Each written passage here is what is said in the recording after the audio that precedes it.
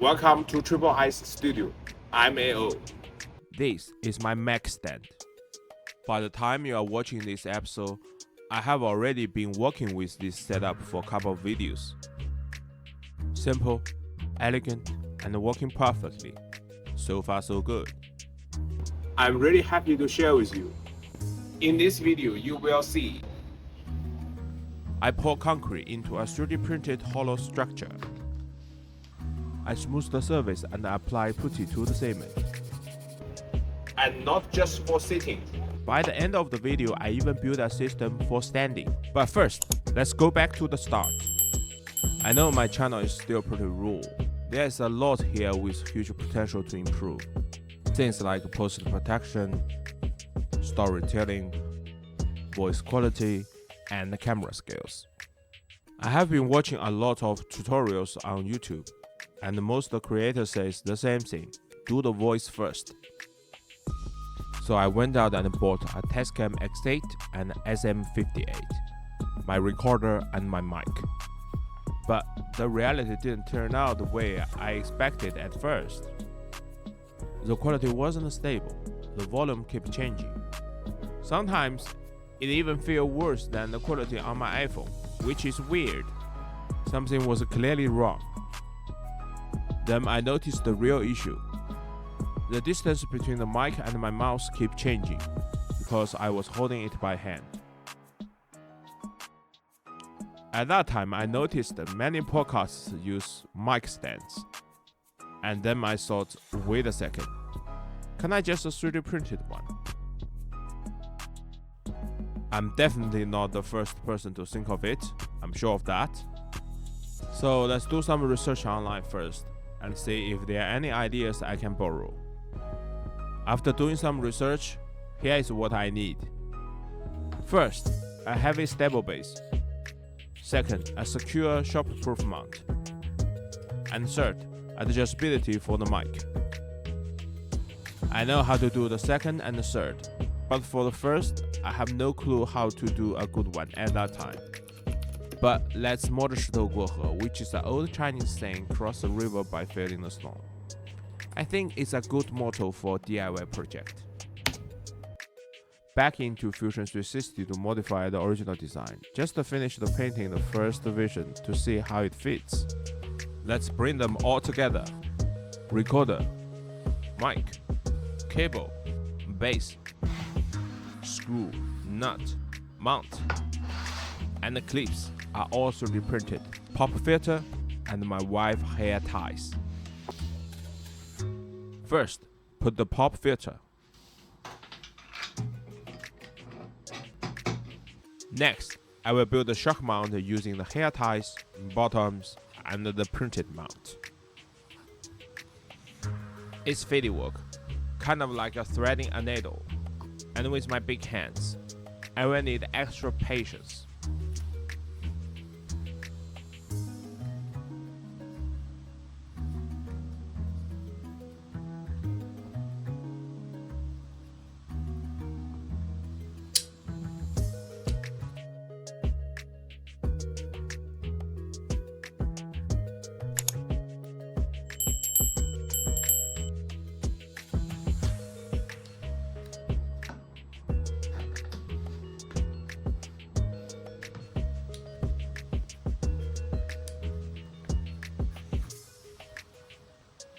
Once it's together, you can fine-tune the bottoms to make sure the mic is snug and steady for better results.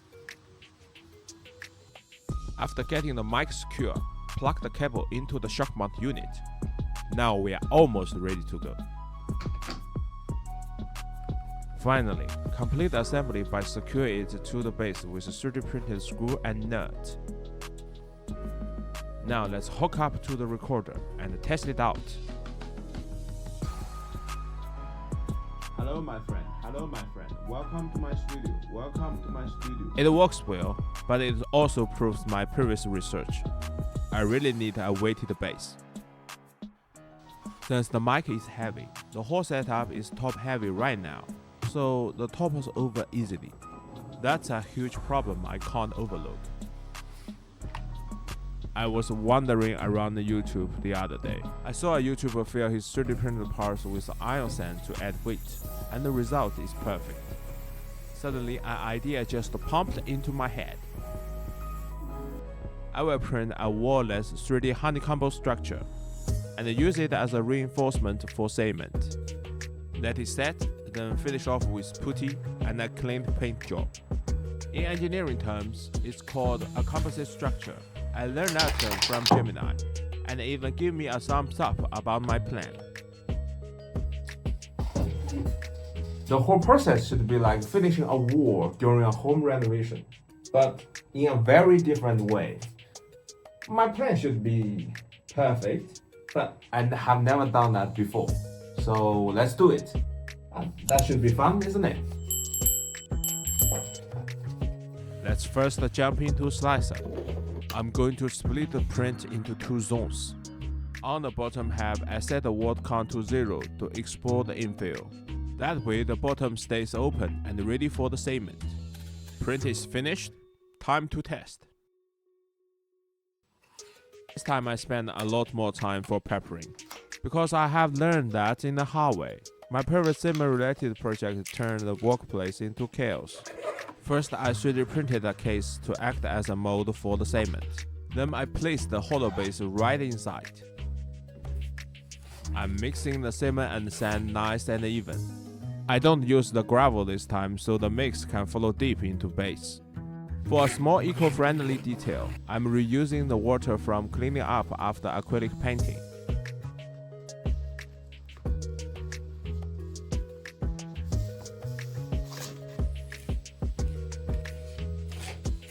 I add a bit more water to make it mix, helping it reach every gap in the structure.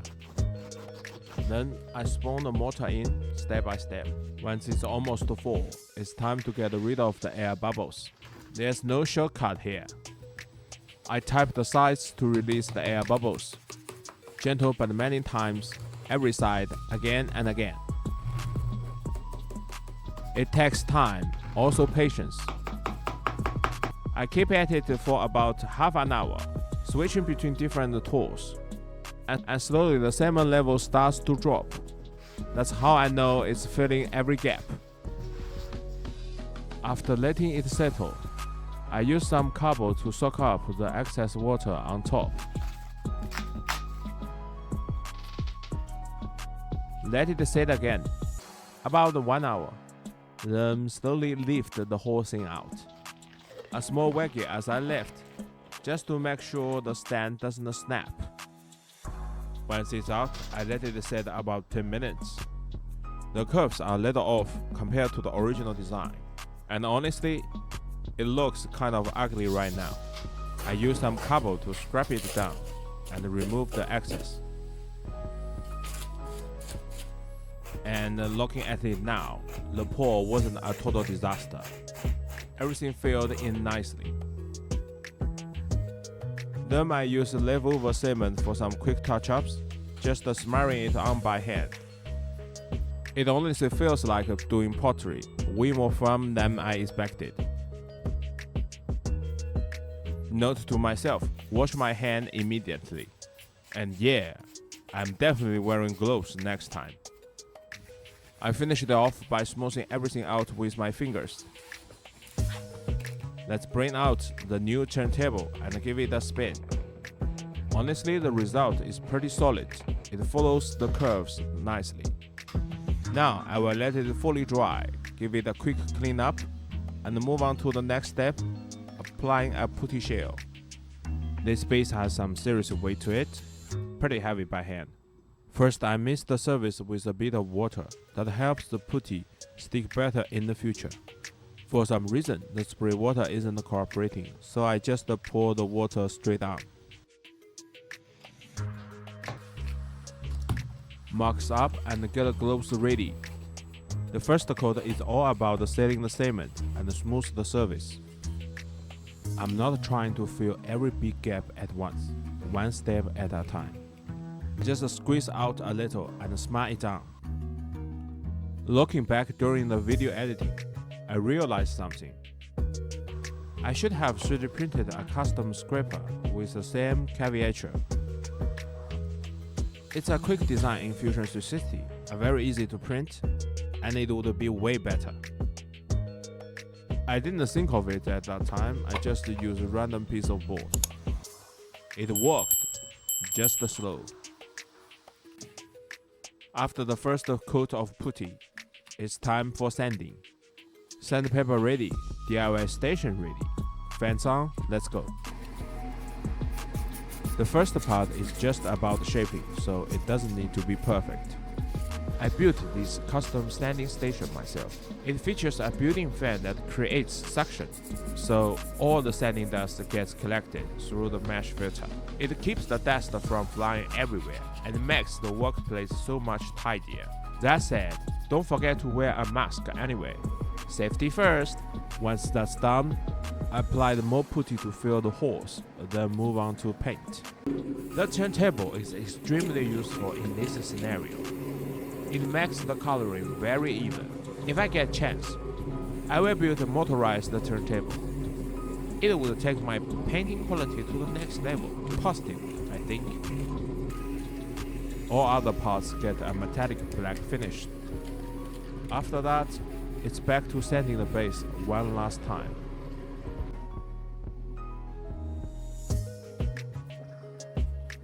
For the second round of sanding, I shape the sandpaper in different ways. By varying the pressure, I can achieve different effects and make the surface even smoother.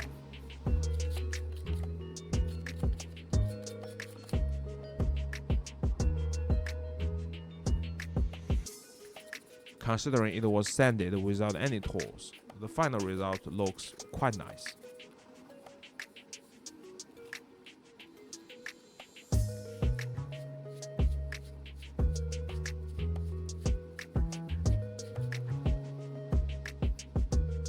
And I'm satisfied, or at least ready to end.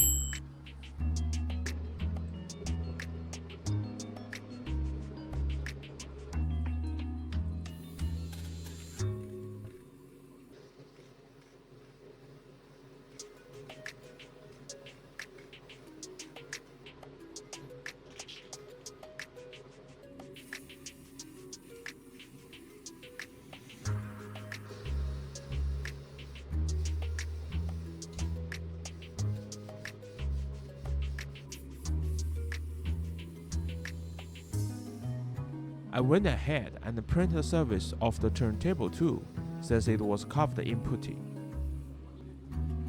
Finally, for the top coat, don't forget the bottom. Flip it over and give it a spray.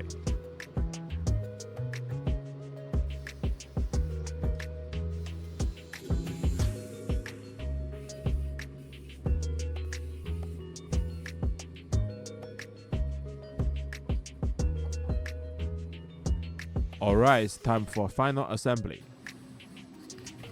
Let's take a look at all parts before we put everything together.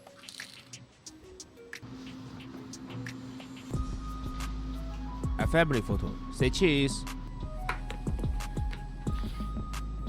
First, let's install the microfoam shock mount. I'm using a hair tie for this, borrowed it from my wife.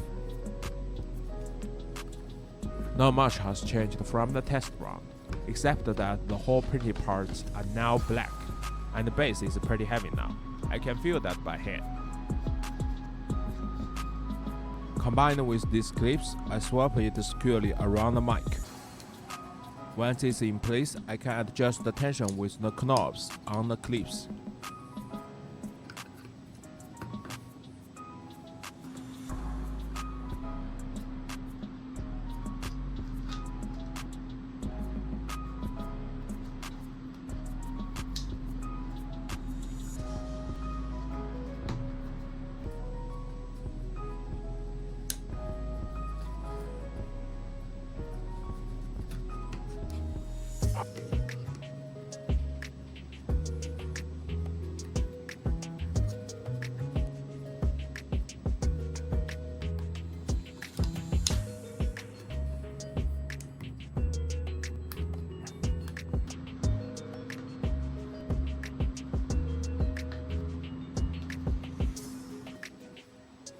Now let's attach the mic stand to the base.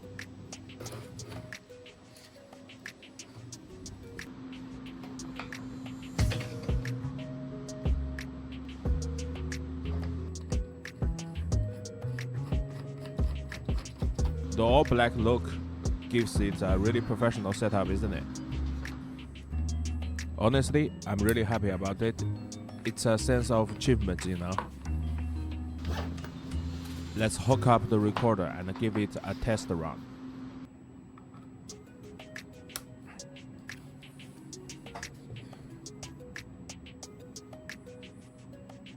Check 1, 2. Hello YouTube, this is Triple I Studio. I'm AO. The results are really, really good.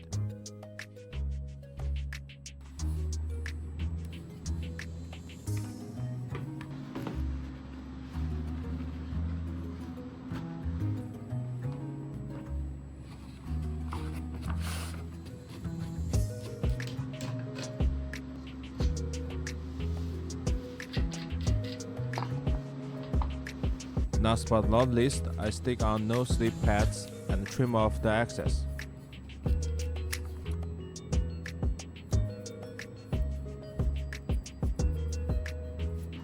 And now the whole thing is absolutely perfect for me.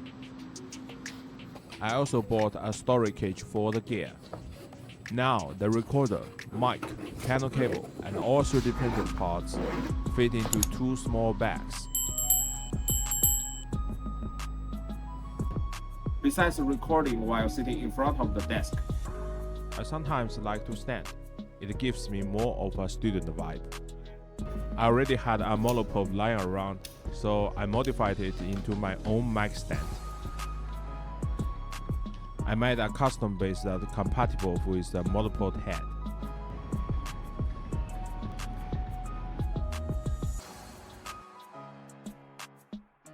To fix the wobble in multiple base, I 3D printed a spencer that makes the whole stand rock solid.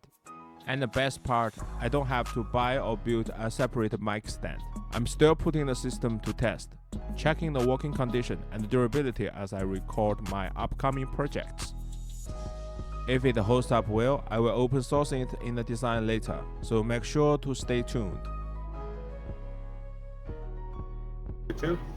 Hi YouTube, this is Triple I Studio. I'm AO. Hello YouTube, this is Triple I Studio. I'm AO. Welcome to my channel. Thanks for watching. See you in the next project. Peace. Oh, don't forget to subscribe. It's really important to me. Thanks.